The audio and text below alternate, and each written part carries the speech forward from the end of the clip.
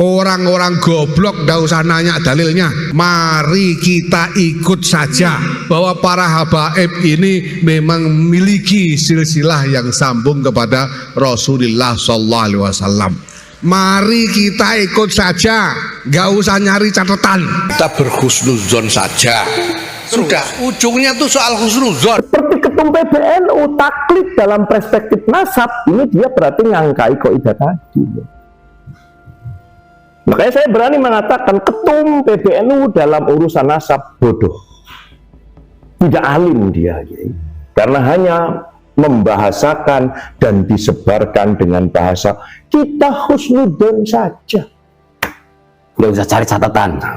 Goblok, kualat, aduh ya Allah ya Rabbi. Mudah-mudahan ketum sadar lah, Tom, yang panjenengan pimpin ini organisasi besar, organisasi milik para ulama, para wali-wali. Tolong sekali lagi, tolong ketum sadar, bersikaplah yang bijaksana dan juga bijaksana. Yang paling menyakitkan di akhirnya itu tadi sudah membandingkan orang Arab dengan Ajam, Arabnya dalam tanda kutip, ya Habib lebih mulia, sangat merendahkan kepada orang Ajam itu dengan pernyataannya wa ammal ajamu fa innamahum kalahaim. Allahumma sholli ala Muhammad. Kita ini dianggapnya kayak kerbau sapi. Ajam dianggap sekumpulan binatang, kewan. Iya, hewan. Kurang ajar. Ya. Haru, masya Allah. Mukibib, dengerin ya. Jadi statement dari kitab Nahrul Maurud ini bahwa menurut Habib, kalian Mukibib adalah diibaratkan seperti binatang, kebo sapi. Muhammad wa ali sayyidina, punyuk di dalamnya itu. Iya ya Allah, Masya Allah ya Rabbi, ya Rabbi. Ini kalau bahasa orang sekarang namanya ini adalah kalimat yang di dalamnya mengandung unsur rasis. Rasis ya, betul. Rasis ya Allah. Dari ratusan orang yang kita komunikasi baik lewat WhatsApp, Facebook maupun medsos yang lain terutama TikTok, itu memang saya ada temuan bahwa untuk menjadi muhibbin, untuk menjadi mukibib, Kiai, mukibib itu wajib bodoh, Kiai. Wajib tolol. Jadi kalau yang nggak tolol nggak mungkin, nggak masuk. Satu. Yang kedua, ketika kita bicara perspektif husnudon, Kiai tentu paham. Ada di Quran surat Yunus 36, Kiai. Teksnya begini. Wa ma yattabi'u aktsaruhum illa dhanna. Inna dhanna la yughni minal haqqi syai'a. Ini adalah merupakan tamparan keras dari Allah kepada apa? Para penyembah berhala, Kiai. Di mana para penyembah berhala hanya dengan don, hanya dengan prasangka bahwa yang ia sembah adalah Tuhan yang sebenarnya. Ya, berarti dalam konteks ini mereka penyembah nasab gitu. Penyembah nasab, penyembah Habib. Penyembah Habib, dan si Habib sendiri saya, dan Habib itu sendiri menurut dugaan saya, para Habib itu adalah para penyembah berhala leluhur nenek moyang mereka. Dugaan saya kuat, Kiai. Kelompok Habib, kelompok Balawi adalah komunitas yang punya pandangan sempit dan punya don sebagaimana donnya para penyembah berhala. Lalu apakah Habaib Balawi penyembah berhala? Bukan. Tapi mereka kalau masih menggunakan perspektif don, saya menduga Habaib Balawi ini memiliki cara berpikir sebagaimana para penyembah berhala, dan mereka patut diduga adalah para penyembah berhala leluhur. Kaidahnya kan jelas, Kiai, bahwa dalam Al-Quran wala taqfu ma laisa laka bi ilm, atau itu. Kemudian la at-taqlidu ba'da dhuhuril hujjati haram. iku Kiai.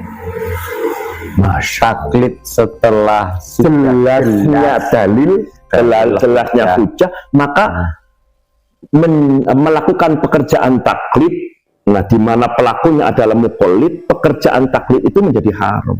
Padahal muqallidnya tahu tentang hujah, atau mungkin hujahnya sudah disodorkan, tapi enggak, yang penting taklid aja. Iya, saya mendengar katanya sampean dapat informasi tentang kitab-kitab sesat khurafat Habib. Itu kitab apa Kiai yang mau dibaca malam ini Kiai? Itu ada di kitab An-Nahrul Mawrud min Baharil Fadli wal Jud min kalami imami ahli syuhud Qutbil Arifin wa imamil wasilin al-imam al-Habib Idrus bin Idrus al-Habsyi. Berarti anak kitab arane Nahrul Mawrud karangane Idrus margane Al-Habsyi ya. Al-Habsyi, Idrus bin Umar bin Idrus Maning. Idrus bin Umar bin Al-Habsyi. Al-Habsyi. Iya, apa isinya Kiai? Monggo silakan dibaca Kiai. Yang saya janggal itu di pernyataannya ketika beliau ditanya waqad su'ila radhiyallahu anhu indama yurwa anna jama'atan minal arabi istama'u faqala wahidun minhum ana amirukum faqala akharu bal ana amirukum wa kadzalika al akharuna kullun yaqulu ana amirukum. Ya, yaitu orang-orang Arab. Saya yakin yang dimaksud adalah habaib. Ya karena memang yang bikin kitabnya ya memang Habsyi, berarti Pahlawi kan Pahlawi, ya. Nah, di kalangan mereka itu ketika berkumpul di komunitas tertentu, lalu ada orang yang bertanya, siapa pemimpinmu? Maka orang tersebut akan jawab, saya pemimpinnya. Ketika datang lagi, tanya lagi yang di sebelahnya, pemimpinmu siapa? Ya saya. Sebelahnya lagi ditanya, pemimpin kamu siapa? Ya saya. Jadi masing-masing merasa menjadi pemimpin. Walam tajtami kalimatuhum ala wahidin minhum. Jadi kalimat per individu itu tidak ada yang sepakat untuk menjadikan satu pemimpin. Jadi yang lain itu merasa jadi pemimpin semua. Iya. Ngaku pimpinan KB. Oh, pimpinan KB. Ayakuna amiron KB. Lah, yang ini yang sangat menyakitkan dan menyayat hati saya pribadi itu, dan ini merupakan pelecehan dalam kebenaran. Sebenarnya ya, ketika ada satu pemimpin, ya yang lain bukan pemimpin. Ya, sebagaimana ketika masyarakat Madinah mengangkat pemimpin Abu Bakar As-Siddiq, maka Umar bin Khattab, Utsman bin Affan, Ali bin Abi Thalib tidak merasa menjadi khalifah karena ada khalifahnya. Itu kok menyatakan al-Arab. Nah, berarti kan ini melecehkan komunitas Arab ya, komunitas Arab. Berarti mafhum khalafahnya yang dimaksud al-Arab itu adalah apa? Iya, jadi karena nggak mungkin di Sirah Nabawiyah pun ketika sudah ada Khalifah Abu Bakar, yang lainnya juga ikut. Bukan khalifah. Iya, mereka adalah bagian pembantu ya. Atba'nya Sayyidina Abu Bakar. Iya. Ketika setelah Sayyidina Abu Bakar wafat diganti sahabat Umar, yang lain pun atba'. Iya. Tidak kemudian sahabat Abu Bakar hidup, sahabat Umar hidup, Utsman hidup, sahabat Ali hidup, Sa'ad bin Waqqas hidup, Hamzah hidup, kemudian masing-masing saya khalifahnya, kan nggak seperti itu kan? Nggak bisa kayak gitu. Karena pemimpin itu ada satu. Janggal itu memang teknik. Janggal. Maka di sini diteruskan dengan summa inna jama'atan minal ajam. Nah ini artinya mereka seakan-akan mengatakan bahwa Abu Bakar As-Siddiq itu ajam. Karena di pernyataan berikutnya, summa inna jama'atan minal ajami istama'u faqala wahidun minhum anal amir. Anal amiru alaikum. Faqalahu baqiyatuhum wa nahnu atba'uka wa amtathalu amrahu wa anqadulahu. Dan mereka mengatakan di komunitas ajam selain Arab dalam tanda kutip yang dimaksud saya yakin adalah habaib, artinya menuduh sahabat Abu Bakar itu termasuk ajam, karena sahabat Abu Bakar ketika menjadi khalifah, yang lain menjadi atba semua. Nah, sedangkan ajam ketika ditanya siapa pemimpin kamu, ketika ada yang sudah jawab saya pemimpin kalian semua, maka yang lain itu akan menjadi pemimpinnya. Nahnu atba'uka wamtathalu amrohu, wangkodulahu, dan patuh kepada orang yang mengaku sebagai pemimpin. Nah itu kan sangat pelecehan, berarti menganggap sahabat Abu Bakar, sahabat Umar, Utsman, sahabat Ali, Allah, itu ajam. Nah ini yang saya janggal di sini, Kiai. Nah, pendapat Kiai gimana itu kalau yang kayak gitu itu? Ya karena memang tradisi mereka di catatannya, di kitabnya memang merasa mereka itu martabatnya, derajatnya, kehormatannya itu di atas yang lain, Kiai. Termasuk di atas orang Arab. Termasuk di atas orang Arab, bahkan di komunitas Habaib ada temuan, nanti lain hari kita bahas, di Buhyatul Mustarsyidin, dia mengatakan bahwa keluarga Ba'lawi lebih mulia dari seluruh keturunan Nabi, baik Hasan maupun Husain. Teksnya juga ada di sebelumnya, afdalu kullin nas wa anna alu Ba'lawi afdalu kullin nas, lebih mulia dari seluruh manusia. Sombong gitu. Itu bukan Arab. Bukan, iya, kalau kulunas ya an-nas fihi minal Arab wal Afrik wal Holland wa ghaira dzalik. Bahkan untuk urusan asyraf wasadah, Alu Ba'lawi merasa lebih tinggi ketimbang Sayyid dan Syarif yang lain. Ya Allah. Ya artinya ini adalah kesesatan yang jelas. Tapi kok mereka yang menjadi muhibbin, apakah tidak pernah berpikir membaca ini? Gini, Kiai. Ataukah mungkin sudah di framing husnudon saja, tidak usah buka-buka kitab, artinya mematikan keilmuan kan? Nah ini yang membuat miris, dan tentunya orang waras tidak akan bisa menerima, Kiai. Di akhir daripada pembahasan tentang Arab dan Ajam, permasalahan kepemimpinan, mereka mengatakan dengan nyata di kitabnya An-Nahrul Mawrud bin Bahril Fadl wal Jud min kalam Imam Ahli Syuhud, menyatakan begini, Kiai. Summa inna jama'atan minal ajami istamau faqala wahidun, itu sudah tadi dibahas. Di bawahnya semacam kayak ada membandingkan upaya membandingkan mana kredibilitas, mana yang lebih mulia antara Arab dengan Ajam. Iya.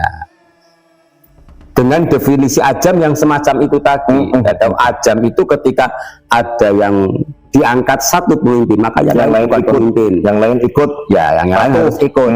Nah, apa cara pemimpin? Apa cara pimpinannya?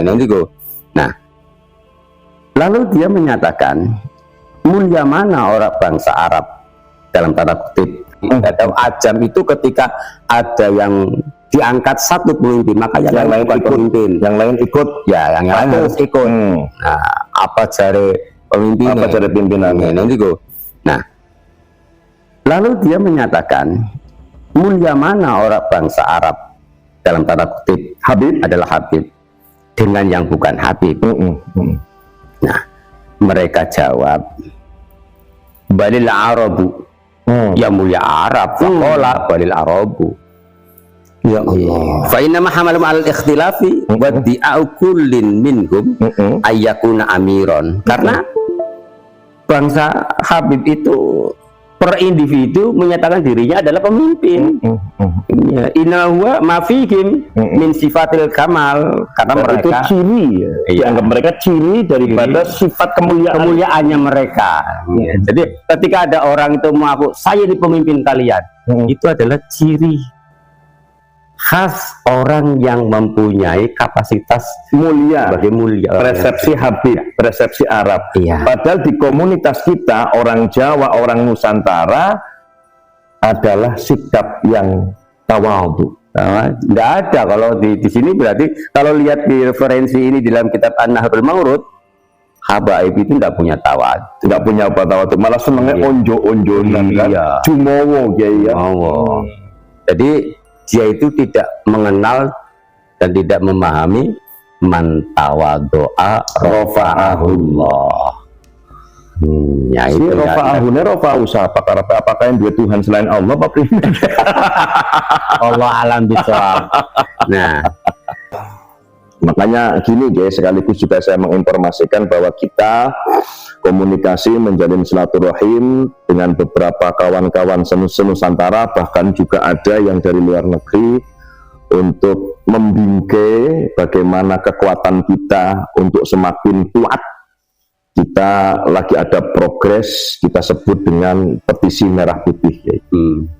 Petisi merah putih ini dengan logo yang alhamdulillah setiap hari sudah dipakai di foto profil medsos teman-teman.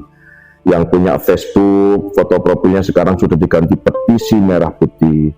Yang di Instagram sudah diganti, kemudian yang di TikTok dan medsos yang lain sekarang pakai foto profil petisi merah putih. Maksud dan tujuannya agar kita bergerak bersama-sama, meminta kepada para stakeholder, para pemimpin bangsa ini untuk segera ambil sikap, hentikan arogansi, kesombongan para habib yang selama ini bukan hanya ditengarai, tetapi fakta nyata terstruktur secara masif. Mereka meminta privilege daripada kita dan jumowo, sombong, merasa lebih terhormat dari komunitas yang lain, bahkan dengan tanpa tedeng aling-aling merendahkan derajat martabat yang di luar habib. Bahkan sosok kiai, sosok manusia yang oleh orang Jawa, yang oleh orang Indonesia patut dan sangat perlu kita hormati, yakni para kiai, direndahkan kiai. Berguru sama habib yang bodoh, katanya masihlah lebih mulia ketimbang berguru dengan 70 kiai alim. Kaki habib yang ahli maksiat, tukang narkoba masihlah lebih mulia daripada sorban dan kepalanya kiai yang alim. Ini kan pelecehan, kiai. Dan ini terstruktur secara masif, terbukti tadi kitabnya ada An-Nahrul Maurud. An-Nahrul Maurud ya memang apa ya, ini tugas berat kita yang tidak boleh tidak kita abaikan. Ya tentunya di dalam perjuangan ini tidak mudah ya, karena doktrinnya sudah ratusan tahun ya. Jadi untuk menyadarkan orang yang doktrinnya sudah ratusan tahun ini sangat sulit. Makanya tetap kita berusaha dan berdoa memohon kepada Allah, amin, amin, Nusantara ini terbebas dari orang-orang yang seperti itu. Amin ya rabbal alamin.